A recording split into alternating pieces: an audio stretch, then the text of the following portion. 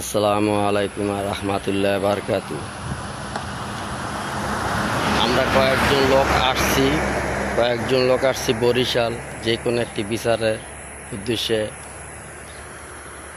এসে বরিশাল শাখারিয়া স্টেশন সকালবেলা ভোরে নামলাম, লাইমা দৃশ্যগুলা ধারণ করলাম। সকালবেলা প্রাকৃতিকগুলো অনেক সুন্দর, গ্রামের কৃষি জমিগুলো অনেক সুন্দর। যে কৃষজ্ঞ কথা না বললে নয়, যে কৃষক দেশের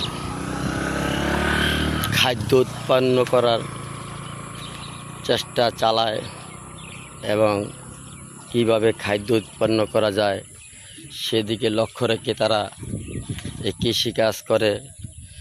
নিজেরাও খাবারের যোগান হয় নিজেদের এবং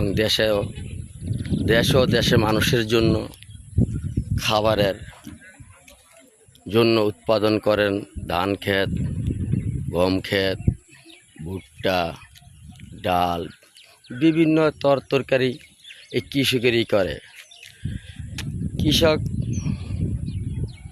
দেখতে এরকম সহজ সরল, কিন্তু তারা অনেক পারিশ্রমিক, অনেক খেটে খাওয়া মানুষ। যদি কৃষকেরা খেটে না খাটত, এই কৃষিকাজ না করত, তাহলে আমাদের টাকা থাকতো, খাদ্য থাকতো না। আল্লাহ পাক রাব্বিল আলামিন গাফুর রাহিম। এই কৃষকদের উছিলাই আমাদের মুখে অন্ন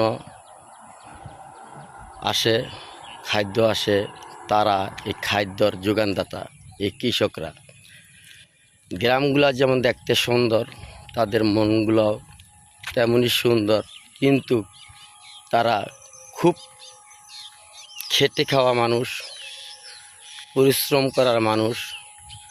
তারা পরিশ্রম করে বিদায়ী দেশের মানুষ ভালো আছে। অ্যাকচুয়ালি যদি কোনো মানুষ বলা হয়, প্রাকৃতিক মানুষ যাহাকে বলে, সাদা সিধা জীবন যাদের, এই কৃষকরা গাড়ির থেকে লাইমা দেখলাম দৃশ্যগুলো অনেক সুন্দর, তাই ভিডিও ধারণ করলাম। এই দেখেন ছোট ছোট খামার,